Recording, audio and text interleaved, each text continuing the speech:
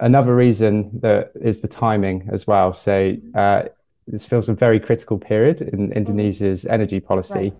Right. And so we see that opportunity that, if things change in the coming year or two, that it could really set Indonesia on this growth trajectory for renewables.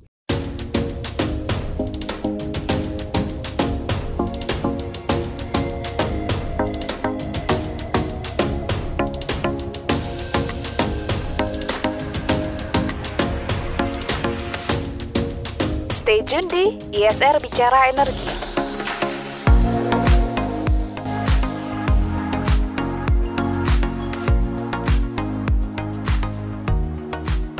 Good day, everyone. Thank you for tuning into IESR Institute for Essential Services Reforms podcast, IESR Bicara Energi. So today's episode will be particularly exciting as we dive into one of the important global initiative, RE100. So RE100 has been leading the way in accelerating the transition to 100% renewable electricity, and we are delighted to highlight its growing presence here in Indonesia, because just recently RE100 formally announced its collaborations with IESR during the Indonesia Solar Summit 2024, marking a significant movement in the renewable energy movement in the country.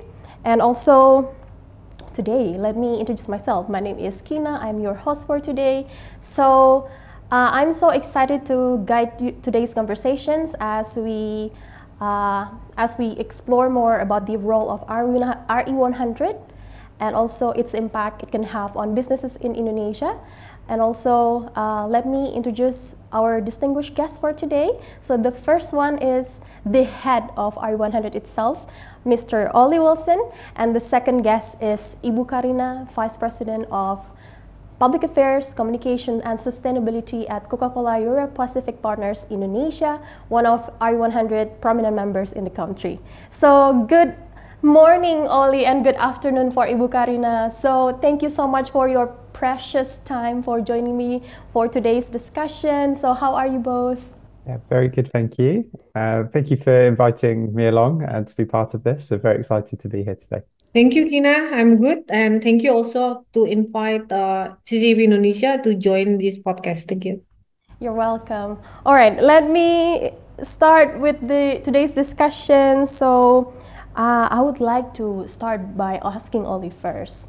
So Ollie, could you briefly introduce what is RE100, how RE100 help businesses or markets around the globe transitioning to 100% renewable electricity for our listeners? Yeah, so RE100, it's a global corporate renewable electricity initiative. So it brings together companies from all around the world that have made a commitment to use 100% renewable electricity. And if you think of big multinational companies, the likes of Microsoft, Heineken, Google, Coca-Cola, obviously here today, and Unilever, companies like that, they're all part of our membership and they've committed to use 100% renewable electricity. Now, we've been going for about 10 years now, in fact, 10 years and a month. And we're really now have built out that membership and starting to focus on what can we do with that membership and driving that transition to net zero globally. That consumption of our members is huge now. So it's over 550 terawatt hours a year. And that's the size of a G7 country, so bigger than Germany, France, the UK. So we've got a real sort of significant demand for renewable energy from our members. And then we use that to influence policy around the world. So we take that membership and the demand signal that sends, that people want to buy renewable energy, that companies want to buy renewable energy, and we take that to governments around the world and encourage better renewable energy policies, which is obviously something we all want to see. This is one of the big reasons why companies join, as in they set their 100% target, but what they find is that it's government policy or market barriers that are in the way to achieving 100% in particular countries. So that's why our focus has really gone on to removing policy barriers and helping corporates be able to achieve their target. All right. This leads me to my second question still for Oli. So Oli, why Indonesia? So what makes Indonesia such an important area for your work, and also what particularly makes Indonesia a priority to your work as well? Right, so I'll just briefly touch on our overall mission is to accelerate change to zero carbon grids globally by 2040. And we tend to focus our policy work in countries, as I mentioned earlier, where corporates are struggling to buy renewable electricity at scale and at an affordable rate. And this is unfortunately the case currently in Indonesia. So it's why it's a big focus for our work. In similar places around the world, South Korea, Japan, South Africa, there is a similar situation. That's countries where we tend to focus our work on. But there's so much potential in Indonesia. It's obviously an emerging global economy. It's the fourth most populous nation in the world. So there's many reasons for RE100 to be working there. And I mean, on the flip side, it's still a very fossil fuel dominated power mix. So 78% of installed capacity in Indonesia is coming from fossil fuels. Yep. However, there's such a massive potential for renewables. So this is where we want to sort of tap into that. So yeah, that power demand Indonesia has as well. As I mentioned, it's a populous nation. That's really going to be increasing.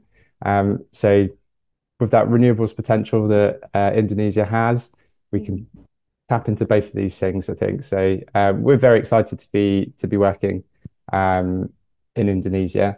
And another reason that is the timing as well. So this feels a very critical period in Indonesia's energy policy.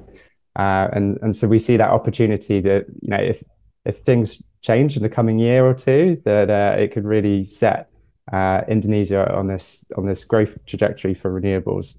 A couple of those things that mentioning as why it's so pivotal at the moment, the National Energy Plan. So that's currently in draft, and that's obviously going to set the direction for energy policy for the next decade. There's the new renewable energy bill as well, and alongside PLN's long and medium term plans. So they're all due to be released in the coming months. So it feels exactly the right time to be working in Indonesia. So we also have a strong demand from our members. I mentioned some of them earlier on. So we have 121 companies that have operations in Indonesia. Yes. And yeah, they're encouraging RE100 to get to work and work with IESR in Indonesia and other organizations to really see renewables develop. So yeah, very excited to be working in Indonesia, and it feels like exactly the right time to be doing that. All right, thank you so much for that overview, and we're glad also and excited to also doing this together. And now I would like to focus on Coca-Cola, your Pacific partner. So Ibu Karina, I would like to ask a couple of questions regarding CCEP energy transitions efforts. So the first one is, what do you think makes Coca-Cola decided to join RE100, and what do you think makes this commitment aligns with your broader sustainability goals? Thank you, Kina. So at Coca-Cola Euro-Pacific Partners, we recognize that the world actually is at critical juncture regarding the climate change. So much of which is driven by greenhouse gas emission, including those from business, like our business, right? The impact of climate change is already evident with rising global temperatures and also the increasing frequency of extreme weather events like now in Indonesia. This is actually posing significant risk to the planet, people, and prosperity. So we firmly believe that businesses have a crucial role to play in mitigating this climate change and safeguarding the future of our planet and, of course, our people. So as part of this commitment, we have set an ambitious target to achieve net zero emission by 2040, 10 years ahead of the timeline outlined in the Paris Climate Agreement. These targets form the foundation of CCEP's broader sustainability agenda. It informs every aspect of our operation from sourcing materials and manufacturing products to distributions and sales. So as it states of our value chain generates carbon emissions. So it's covering full value chain of our operation. A key element of our decarbonization strategy actually is transitioning to renewable energy. Yep. We understand that using the renewable energy, including renewable electricity, is essential to reducing our carbon footprint, which is why we have committed to using 100% renewable electricity across our market by 2030, and also why are supporting our supplier to use 100% renewable electricity in their operation too. So CCEP joined the climate group RE100 initiative back in 2015 as a key part of our strategy to reduce greenhouse gas emission across our entire value chain. Right. We recognize that approximately 90% of our value chain greenhouse gas emission come from our supply chain. So Mhm. that's why by committing to RE100, we not only pledge to transition our own operation to renewable electricity, but also position ourselves to influence our suppliers. Right. Our RE100 membership has been instrumental in addressing both our direct emissions and also the substantial scope 3 emission from our supply chain, aligning with our broader goal to reduce greenhouse gas emission across our entire value chain by 30% by 2030 versus the 2019 baseline. And we reached net zero emission by 2040. And then, as you mentioned about this progress of your renewable energy goals, can you highlight more of the challenges you face, especially in the perspective of Indonesia? So, what do you think are the necessary supports for you, for your company, to overcome these challenges here in Indonesia? Despite all the challenges, I think the Indonesian government also already made some movement in terms of the renewable energy. Okay. You know that the government of Indonesia just set a target of having 23% of total energy coming from new and renewable sources by 2025. Yep. And they also established several laws and regulation specifically to stipulate the renewable energy roadmap and to encourage investment in renewable energy. So by establishing this enabling regulatory framework, which is essential for advancing renewable energy initiative, particularly for Indonesia, which is rich in renewable energy potential. We have solar, we have wind, we have wave, and etc. Right. Nonetheless, several challenges persist that hinder our ability to accelerate the adoption of renewable energy in this country. Firstly, from a regulatory perspective, Okay. the policies surrounding renewable energy have often lack consistency and coherence, Okay. with insufficient coordination between various institutions, including ministries and agencies.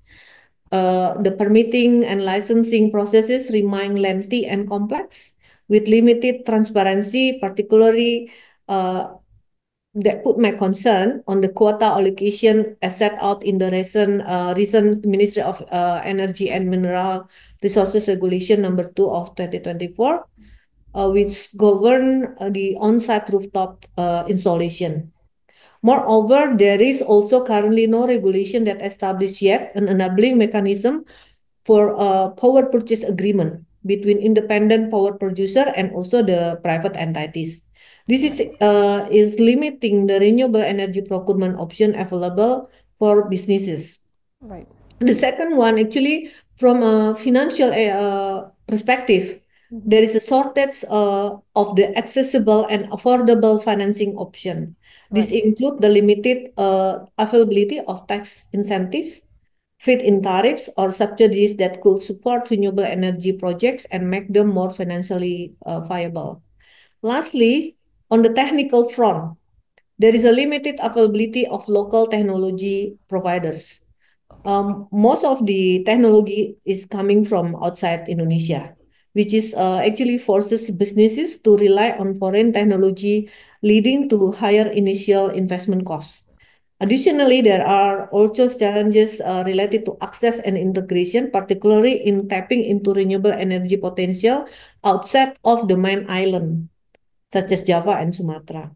So I think with these challenges, we need support, especially from the government, to streamlining the permitting process, creating consistent policies, and ensuring stable regulatory framework.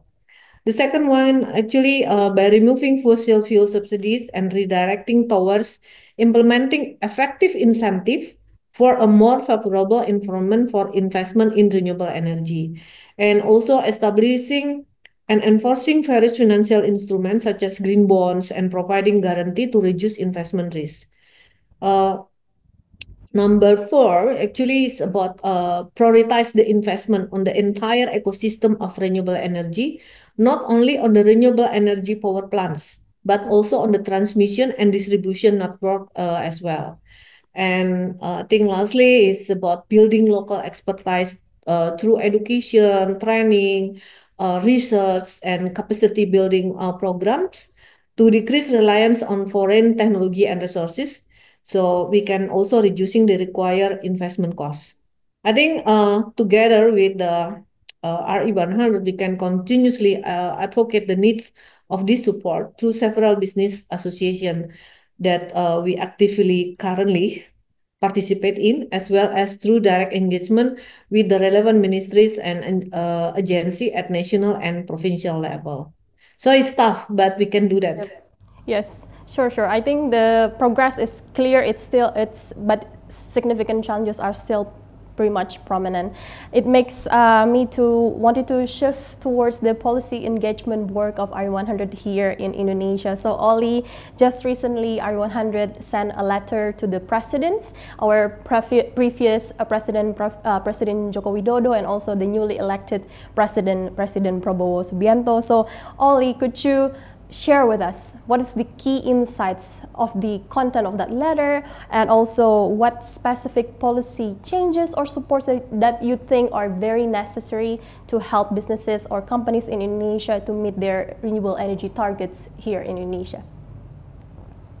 Yeah, I'll just give a little bit of background on the letter first, and then we can go into some of the content and the policy recommendations in there. So yeah, it was in September. So only a few weeks ago, we wrote as you said, the president of Indonesia, sorry, and the president-elect, and we're strongly encouraging Indonesia to increase its ambition on renewable electricity. This ambition on renewables is very much a global trend at the moment. Last year at COP28, we saw over 130 countries pledged to triple global renewable capacity by 2030. And many of Indonesia's neighbors and competitors were countries that had signed up to that, and Indonesia hadn't, unfortunately.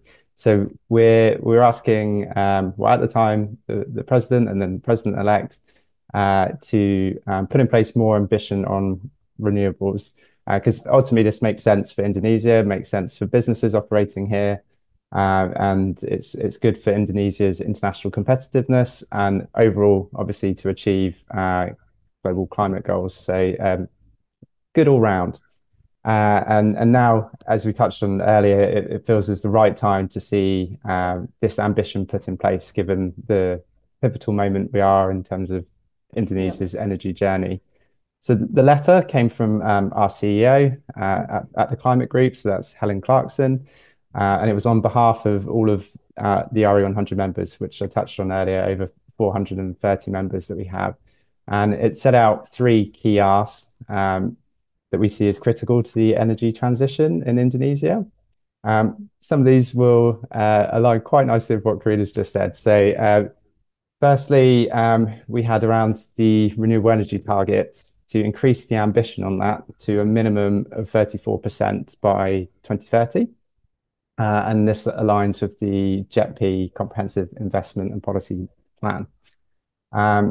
Then the second ask was to increase the amount and pace of new renewable projects coming onto the grid. via establishing a clearer green tariff structure.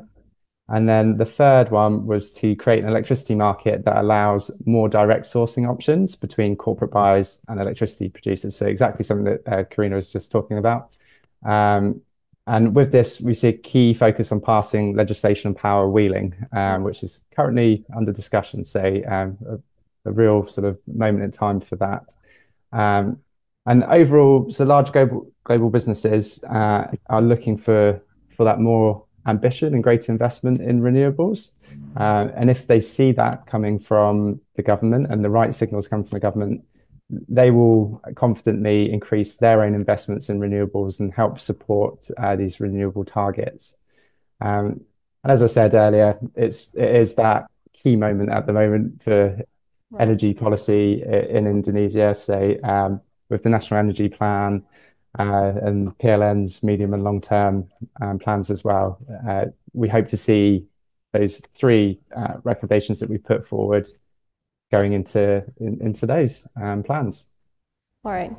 Thank you for shedding light on those policy priorities. So, I mean, building on this, RE100 success is seems like to be heavily reliant on strong partnerships, and we are delighted to be your partner and working together to work with those policy priorities. And then again, I would like you to share a little bit what made IESR the ideal partner for RE100 and how this collaboration is helping to advance renewable energy agenda here in Indonesia. Of course. Yeah, partnerships are absolutely critical to RE100's work. We always look to partner with an organization that has that local expertise. And in your case, IESR really delivers that for Indonesia. And obviously, we can then connect that the international group of businesses up with that local expertise, and it's a good combination. So in September, again, so we had a busy September in Indonesia. RE100, as you touched on earlier, launched in Indonesia. And one of the key parts of that launch was to announce the partnership with IESR at the Indonesia Solar Summit. And yeah, we're absolutely delighted to be working with you. And as I say, IESR brings that local expertise of the energy system, the political and policy landscape, and also that understanding of the corporate landscape in Indonesia to our work. So yeah, fantastic expertise that you have so that we can connect with. And we're really pleased to enhance that reach of our work through what you do. And yeah, by working with IESR on things like this, on this podcast today, that really helps to get RE100's message out there, and hopefully combines that with IESR's, and we have a win-win for both of us. Yes. And yeah, I think going forward together, we can work on advocating for greater ambition on renewable policy in Indonesia, and also one real key thing I think for RE100 is to see a first Indonesian headquartered company join RE100. Yes. This is often a key milestone on the journey of our work in the country. When obviously we have many international companies, and I touched on how many earlier having operations in Indonesia, but to combine that message for renewables coming from those companies with a locally headquartered company, I feel it's a very key milestone, and so we'd love to see an Indonesian company join RE100, and I think it just brings that all-round good connected narrative, and is a very compelling story then to the Indonesian government that need to act on renewables. And then I would like to shift the focus now to Ibu Karina. As a RE100 member, Ibu Karina, so what do you want to say to Indonesian companies that are looking forward to join RE100, and what makes this as a valuable opportunity for them to join you and your peers, the other 120 companies, and what makes it important, and can you tell us what is the benefit that they will get if they join this commitment? Thank you, Kina. I will support Oli on this one. For CCP Indonesia, joining RE100 offer us a valuable opportunity to collectively drive meaningful change in the renewable energy landscape on this country by sending a demand side signal on our commitment to procure renewable electricity.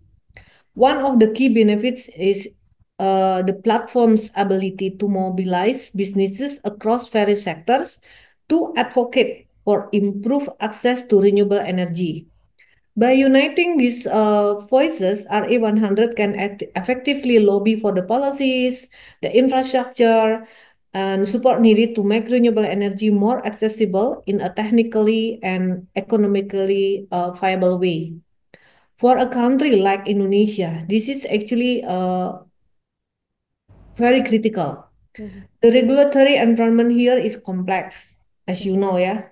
Right. And while there is a vast untapped potential for renewable energy, accessing it is often challenging. Mhm. Additionally, Indonesia also presents significant opportunities for foreign investment given its strategic geopolitical importance.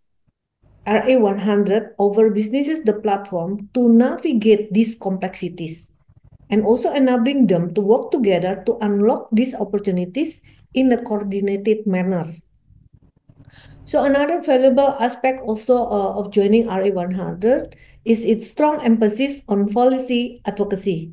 By being part of a global coalition, CCP Indonesia can join forces with other businesses to collectively push for policy changes that level the playing field, making renewable energy more accessible and competitively priced. This unified effort not only help businesses reduce their operational costs, but also support a broader transition towards a more sustainable economy, which is crucial for long-term growth and resilience. So I will invite businesses in Indonesia to join together with us as a RE100 member.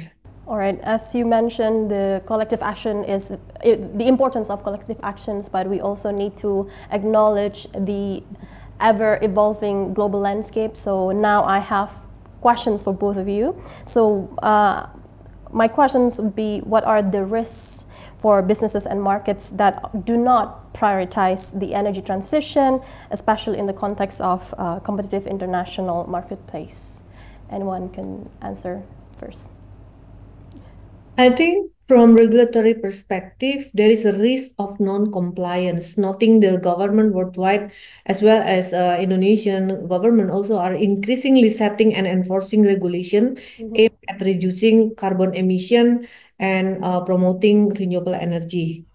The businesses that do not transition to cleaner energy sources will risk non-compliance, leading to fines, penalties, and potential legal challenges. Right. Also, there is a risk of rising operational costs given there are more and more regions adopting carbon pricing mechanism, such as carbon taxes or cap and trade system, making it less attractive to invest on fossil fuel-based activities. There are also some financial risks, such as limited access to capital, as the current investment landscape looks beyond economic gain and rather the broader benefits to the environment, society, and economy. The businesses that fail to adopt sustainable energy practices may struggle to attract investment. They also will face higher borrowing costs or experience in divestment and thus becoming less competitive in the marketplace. So such trends is also observed from consumer side as there is a growing consumer demand for sustainable products and services, both yeah, globally and also nationally. So as such, any businesses that do not implement energy transition have a higher risk of losing market share uh, to competitors that do the transition. So we should also view this is a risk to the corporate reputation, as businesses that fail to align with sustainability goals may face public scrutiny, boycotts, or damage to their corporate reputation. So I think all the risks that maybe will risk the businesses, Kina. Ollie, do you have any other opinions on that? Yeah, I think Karina's answer was covered most of the bases, and maybe I could just build on a couple of aspects Sure. of that. Um, and actually, just touching on that letter that we sent Okay. back to the president in September, we laid out the risk of inaction on renewable electricity and how that could leave Indonesian businesses left behind in the international marketplace. Um, and losing share to other countries. So I can sort of explain why we think that's the case, and it's two reasons. One is really that license to do business with other corporations, and also regulation direction, which obviously Karina covered. So I won't go into that into too much detail. Um, so I think really access to renewables and companies using renewable electricity is increasingly being seen as the fundamental license to operate in business. And companies will be expecting other companies, particularly in their supply chain, to be using renewable electricity. And if they don't, they'll be looking elsewhere. Um, and this is something actually I've heard firsthand from quite a few companies where you know into their contracts with companies that they supply products or components to, it's being stipulated that they must use 100% renewable electricity to make the components that they're then selling on to that other company. Um, so you can see, if this isn't addressed, if corporates that operate in Indonesia aren't able to buy renewable electricity, and they're part of supply chains, then you can see those companies moving their operations elsewhere or contracting instead with suppliers based in countries where renewable electricity access is much easier. Um, and maybe an example in the region recently. So Vietnam has just put in place a direct PPA, so power purchase agreement pilot scheme. And shortly after that, Lego has chosen to open up a new factory in Vietnam, citing favorable renewable energy development as a reason for that. So yeah, you can see where the risks are. And I think just then to build on Karina's point around policy direction globally, it's definitely happening. There's examples of as mentioned, the EU's carbon border adjustment mechanism, also in Australia, the carbon tariff, and these regulations have come into place or have been implemented and I would be very surprised if they're the only ones that come. I think other countries will replicate this or currently are looking at doing that. So yeah, and this is going to mean that anything that's going into those markets ideally is going to need to be produced from green energy, because that's the most basic way to bring down carbon content in a product or a component is the electricity that goes into it if it's renewable electricity. So I mean, this goes back to our points earlier that the signal coming from government need to see strong leadership and the right signal on renewable electricity in Indonesia, and I think that will enhance Indonesia's reputation, and is going to bring in economic growth and create jobs in the country as well. If it can retain and ultimately, ideally, attract new business into the country because of renewable energy policies. So. Yeah, okay. Thank you so much for both of your insights. I mean, well, we covered so much of Indonesia's energy transition progress with this conversation. Now we're on my last questions for both of you. So let me ask Ibu Karina first. So looking ahead, what is next for CCEP in Indonesia, and when it comes to sustainability and renewable electricity, what are your priorities moving forward? Thank you, Kina. At CCP Indonesia, we remain committed to investing in our sustainability efforts as we work towards our overarching goals of achieving net zero emission by 2040, as I explained before. This includes several key initiatives like increasing the use of renewable energy in our operation. So we are expanding our rooftop solar panel installation across more of our manufacturing plants. This year, we have installed solar panels at three out of our eight facilities, including our largest plant in Bekasi 1 plant that is located in Bekasi, West Java. This installation with a capacity of 7,134 megawatt power is the largest rooftop solar panel on a single manufacturing building in Southeast Asia. We are also continuing our use of renewable energy certificate, or as a RECs. For our Bekasi 1 plant alone, we have purchased a total of 90 gigawatt hours worth of RECs for the period of 2023 to 2025, and increasing the use of recycled PET or rPET in our products because recycled PET produces less emission compared to our virgin PET. This is making it a key driver in reducing our carbon footprint. In 2023, approximately around 30% of our packaging was made from rPET.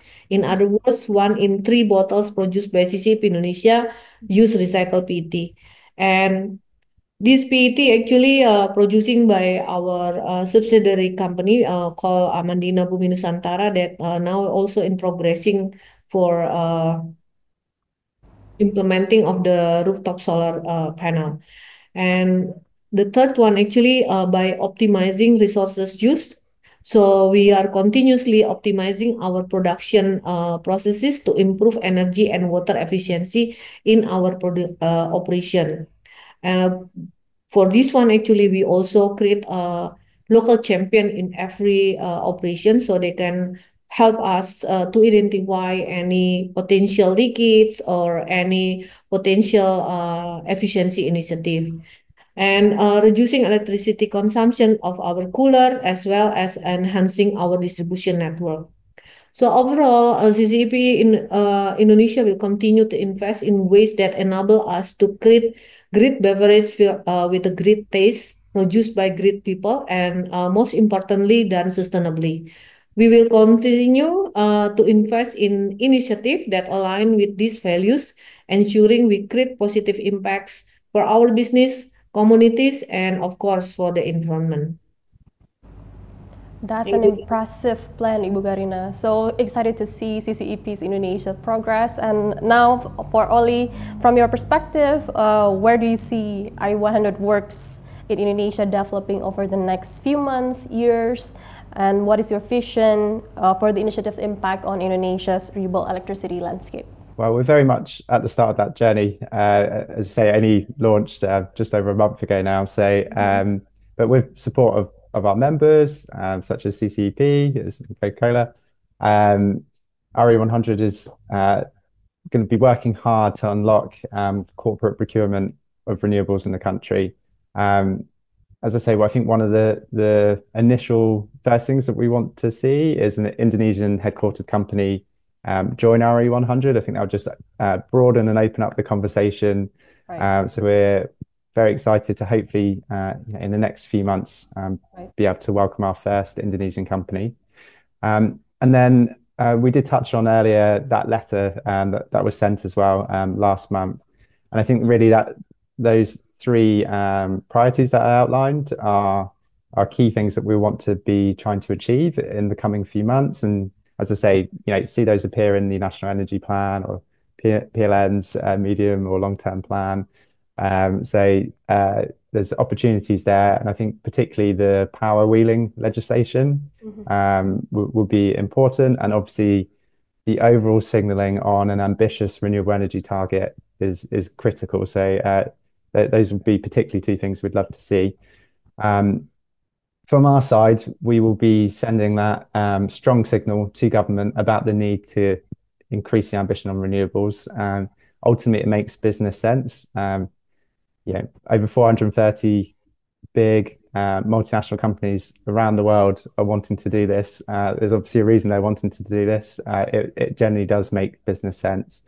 And so the ambitions there are on the corporate side. So with great ambition from policymakers, that will enable more investment from corporates into Indonesia and into Indonesia's renewable energy industry. And ultimately, this helps everyone. It'll help Indonesia achieve its net zero goals, as well as corporates achieve their sustainability goals. Building out the renewable energy infrastructure, it does cost money. And I think being able to unlock options for corporates to invest in renewables, that's going to complement the public money that goes into developing out the renewable energy infrastructure. So, this could mean, public funding can actually be prioritized elsewhere. So that's, I think, ultimately a good thing.